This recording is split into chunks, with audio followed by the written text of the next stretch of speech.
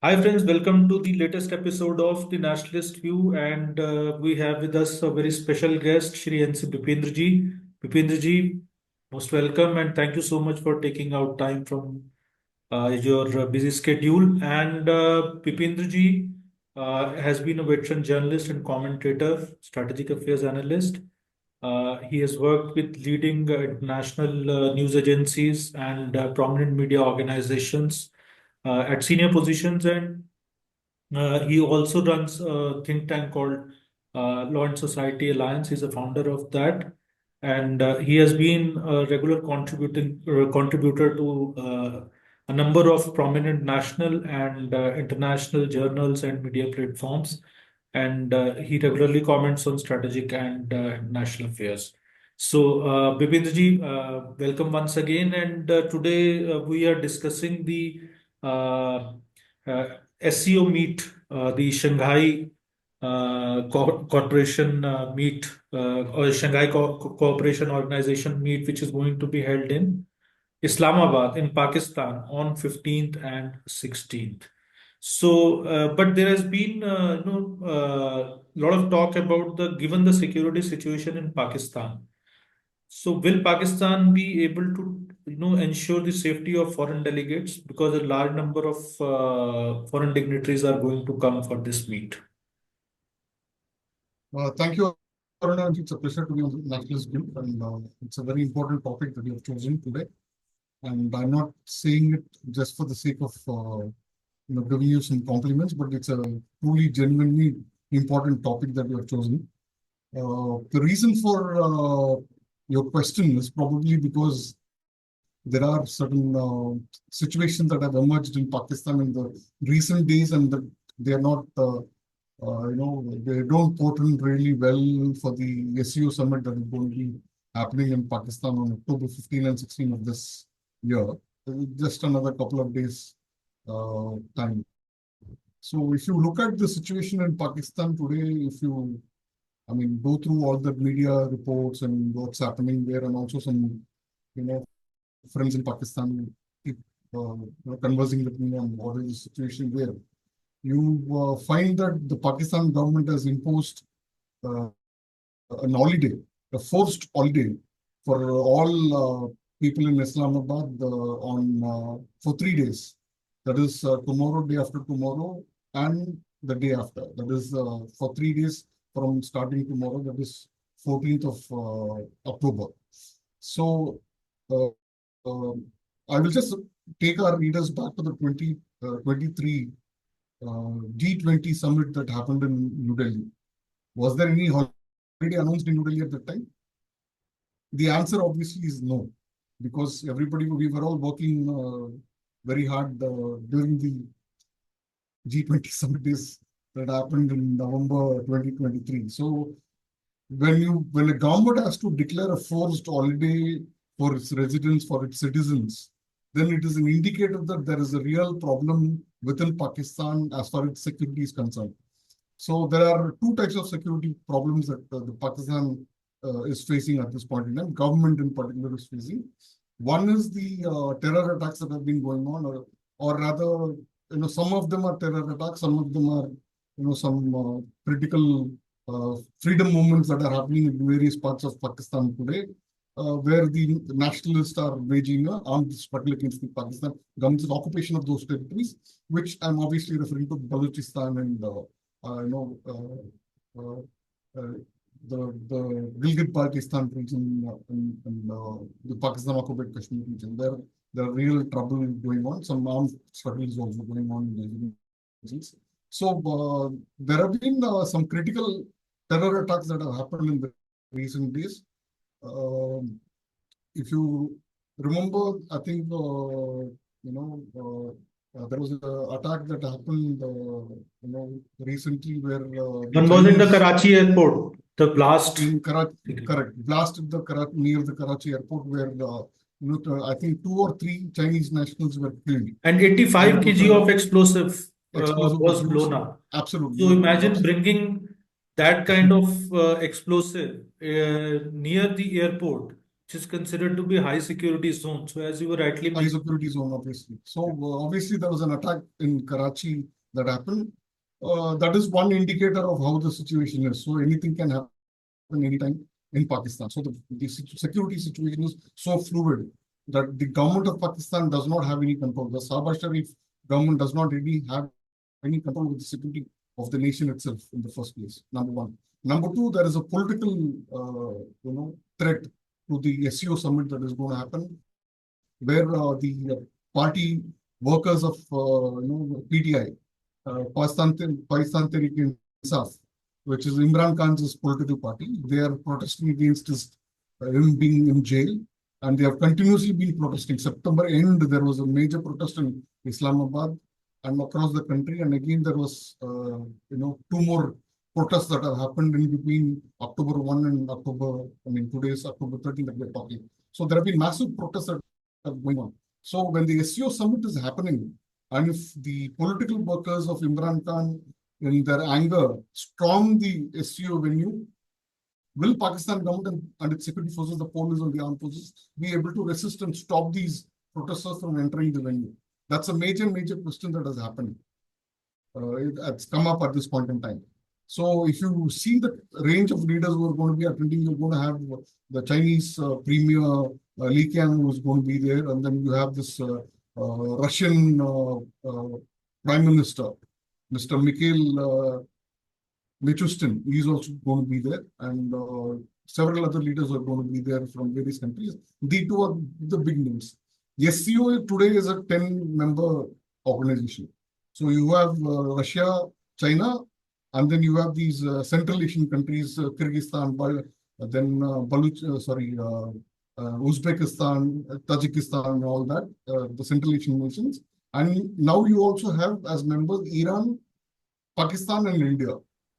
And of course, Belarus has recently joined the membership. So there are about 10 nations which are there, and about another 14 nations which are basically contact nations, sort of dialogue nation sort of thing, and some few observer nations are also there, 2 or 3 observer nations. So it's a huge gathering at this point in time, and a very huge diplomatic gathering that is happening, and it's a very vital event for Pakistan. Please remember, I think your audience, your viewers should know that it's a big diplomatic event, just like the G20 event that happened in Delhi. So it's basically projecting or positioning Pakistan as a major player in this regional setup that we have, which is called as the SCO, Shanghai Cooperation Organization, which was started in 2001. So it's a major event, and Pakistan and India had joined only a few years ago in SCO. They became full-time members. They were observers. They became full-time members very recently, a few years ago actually. And to establish the credibility of Pakistan as a very important player in this regional organization, this event is very important. Just like G20 was very important for India to position itself as a global leader. The Vishwamitra and the Vishwaguru, all that slogans that we heard, we have been hearing in the recent times, about India. And the Indian government is kind of making this positioning globally. So it's very important for Pakistan so you've also, but the only exception in this entire event is Prime Minister Narendra Modi. Prime Minister Narendra Modi is not going to go because of the blow-hot relationship that we have at this point. It's not blow-hot, blow-cold, it's actually blow-hot at this point in time. And it's about now, say, almost 9 years since India and Pakistan have not any concrete diplomatic engagement at all. So, surprisingly, this will be the first diplomatic engagement that India is doing with Pakistan in 9 years. The last visit was of Prime Minister Narendra Modi, an unscheduled, unfixed meeting when he landed in Lahore to attend Prime Minister Nawaz Sharif's family event. So that was the last diplomatic engagement that happened, but that was also not official. The official engagement, last engagement, was of Sushma Swaraj when she was the Minister of External Affairs of India. She had visited, I think, just about 10 days before Mr. Modi landed in Lahore. So you see the huge gap, and this gap happened because of the Uri terror attack in 2016 September. And I think since then India has stopped any engagement. And also, if you recall, in the same year, 2016 November, there was a SAARC summit that was supposed to happen in in one of the cities in, I think, Lahore in Pakistan. But that event India boycotted, citing this terror attacks, and that there will be no dialogue or engagement, diplomatic engagement, without the terror stopping. So that was the stand that we had taken. I think we still stick to that stand. Uh, Also, SCO is very important for India because of the regional connect that we have with Central Asia. For Central Asia, we have, though there are diplomatic ties that we have, I think SCO is a very important regional outfit, and India wants to engage with all the nations. So Dr. S. Jaishankar, the Minister of External Affairs today, he will be attending this event, but this is a ministerial meeting that he will be attending. So till date, the Ministry of External Affairs has not given a word on the Council of Heads of Government of SCO meeting, where Prime Minister Modi has to attend as a representative. So that I believe we are not attending that particular the high level thing, and I think the ministerial level, Dr. Jaishankar will be attending. So it's a very important signaling and positioning that India is doing, that at the highest level we won't engage with you.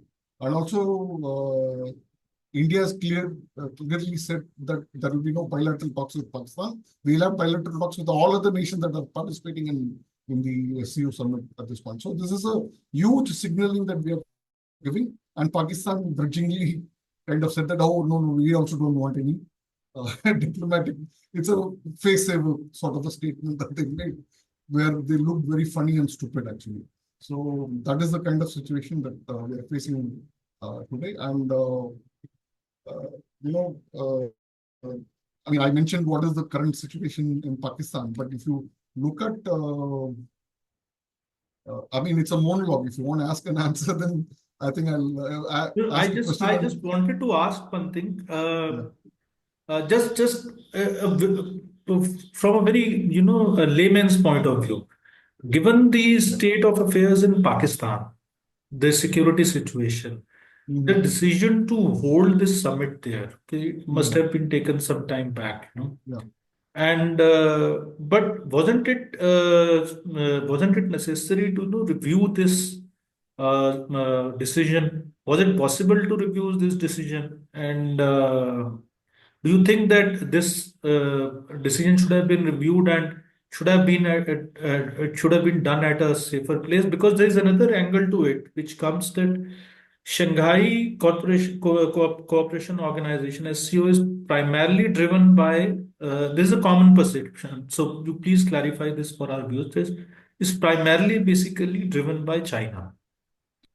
And China and Pakistan being close ally. So holding this summit in Islamabad, even at the cost of such great security risk. So it's basically like Pakistan being propped up by its ally China. So if can comment on this. See, there is about 30 to 35 hours of time left for the SU meeting to start. So anything can happen in between, in the sense that if the situation, there is one more attack, say somewhere near Islamabad or Rawalpindi, or which can indicate a security threat to the heads of governments and the external affairs ministers or the foreign ministers of different nations who are coming there, then it could get cancelled even in this next 24 hours. It's quite possible. That's a possibility. But if such a situation doesn't emerge in the next 24 hours, probably this event will go on, because this event has been planned not today or yesterday, but it's been planned, say, 6, 7, 8 months before. So it's a scheduled meeting. So obviously this meeting will go on, and India also hosted the SCO, where the Pakistan's foreign minister of that time, Bilawal Bhutto, had attended in Mumbai. It happened there. So so if you look at it, it's quite possible that the event will go on. There is no second opinion on this, unless there is a major security incident that happens in Pakistan. Should they have cancelled it?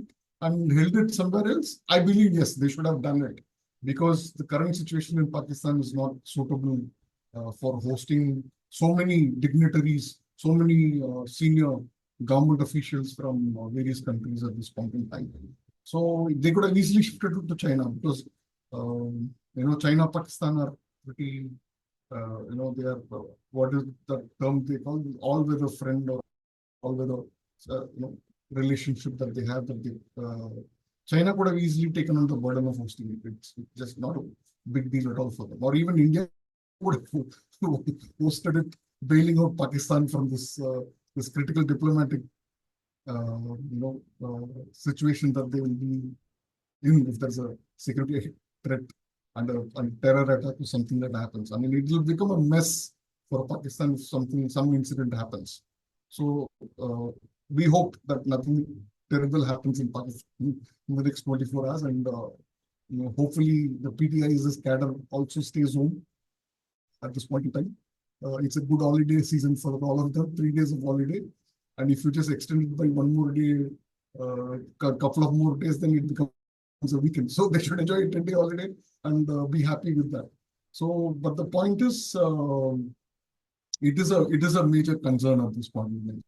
So let's hope everything. And primarily, I am concerned as an Indian, because my external affairs minister is going to be there in Islam, in Pakistan at this point in time. What else is event? So that is one aspect. The China being the primary driver of SCO, probably initial years, yes, it was so, but now with the Russian participation, greater participation in SCO, with India joining SCO, I think that situation is slowly changing. Essentially, this SCO was created to China to get a foothold and in a firm place in Central Asia. That was the aim behind doing this. But I think now the situation has changed, because India is also, I won't call it as an emerging power, or probably a power which is at a stage where it can become a superpower. So it's kind of in such a position. And a lot of people don't agree to this idea that India could become a superpower. All those naysayers are still around in India today, but I believe India has a great chance of becoming a superpower in the next few years. So for that reason, I believe the SCOs is China dominance, I would say, has slightly diminished. But of course, they do have a very important role to play even today. But the kind of the driver role that they had has kind of diminished at this point in time, and primarily because of Russia and India kind of putting their foot on many issues within SCO at this point in time. So that is the kind of situation we are facing or looking at as far as SCO is concerned. It's SCO is not SARC, where India is the what do you call it as the I won't call it's big brother is not the right term, or essentially I mean, in India, which is a very culturally strong nation, we have this family system where an elder in the family kind of takes care of the uh, wellness and well-being of everybody in the family. Like they don't look at their brothers and sisters as enemies. They kind of look at them as a fatherly manner, and they take care of their brothers and sisters. That's the Indian culture. So I think SARC, India plays such a role. But in SCO, China essentially doesn't play that kind of a role. China floated the SCO in its self-interest for capturing the Central Asian market and getting the influence in Central Asia and all that. So that kind of there is a differentiator between the two organizations essentially. I'll will end up this conversation with the last question, which is, you can say, kind of a wild conspiracy theories which go around. But the Pakistani deep states, of course, especially in authoritarian regimes, so they work in strange ways. No, if something happens during the SCO summit, and let's say that a security breach happens or some terror incident happens, or which affects the foreign dignitaries in some way, so that would provide an ideal opportunity for the security establishment there to literally take over the regime, because that would mean basically then the whole world, then the whole world will reject, the Shehbaz Sharif regime. So they are politically, they are puppets, but still. And we know that there are in Pakistan, especially with ISI, and then there are deep state within deep state and wheels within wheels, and they work independently. And when somebody tries to pinpoint, then they say, "Oh, these are non-state actors." So nobody even knows, who are non-state actors, who are state actors. So the lines are pretty blurred. So given, and because this will also provide an opportunity for the military to crush, the freedom movement of Balochis, the freedom movement in Sindh, the Pashtun movement. If any such thing happens, so they can directly take over, as even probably the West would want that the military should directly, take over. And or whether they want it or not, there will be a situation will be created, and then they will also get a mandate to crush the all the, and they can put the blame on any of these groups. So how do you see this possibility? Yeah, I think I mean, you're absolutely right. That kind of a situation may emerge. I agree with you on that.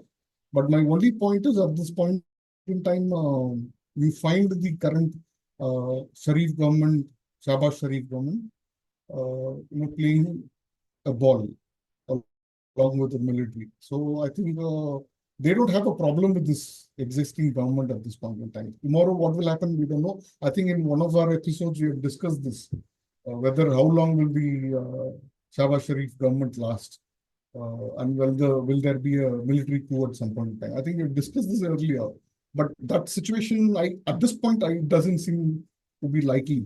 Even if there is an attack, probably the military establishment will. I mean, it's easy, no? The military doesn't take the blame for a security breach that happens. So it is the easiest thing to do for the military to wash his hands off and say that it's the civilian government. So now we will do forceful action at somewhere and to gain legitimacy and credibility for itself. At this point in time, the military's image is at its lowest. We all know about it. And particularly the opposition parties are completely, Imran Khan's party is completely against the military at this point in time. So also if get the civilian government which is pally with you out, tomorrow if say few months later or a few years later, you have to hold an election, this government will not come back. Obviously, you're giving an opportunity to the Pakistan Tehreek-e-Insaf to come back to power at a later stage, which is again a major headache. You found what I mean. We have discussed this Pakistan elections also on Nationalist View earlier, where you find a lot of independents who who owed their allegiance or to PTI, Imran Khan's party, winning the election in maximum number of seats.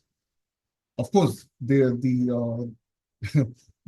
government or the military played its trick, the election commission played its tricks and ensured that none of these independents are identified as a group.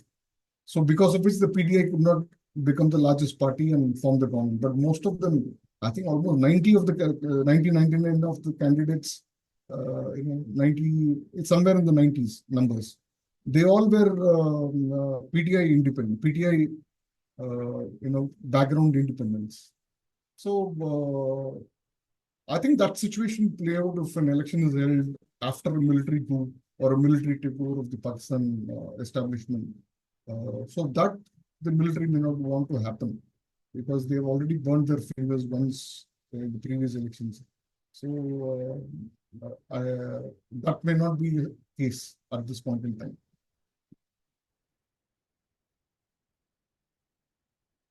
I'm not able to. Thank you very much, Bipindraji. So we'll end our conversation. We'll end our conversation here, and we'll be back soon with another episode, and we'll keep tracking this SCO Summit also, and we'll bring you the updates with hopefully if Bipindraji can find again Yeah, time for certainly. us, and then we'll have a discussion on this. Thank you once again, Bipindraji, for being with us and taking out time for your busy schedule. And to our viewers, if you like the video, please share it, like it, and channel. You can subscribe the channel also. And thank you very much for watching. Namaskar. Namaskar.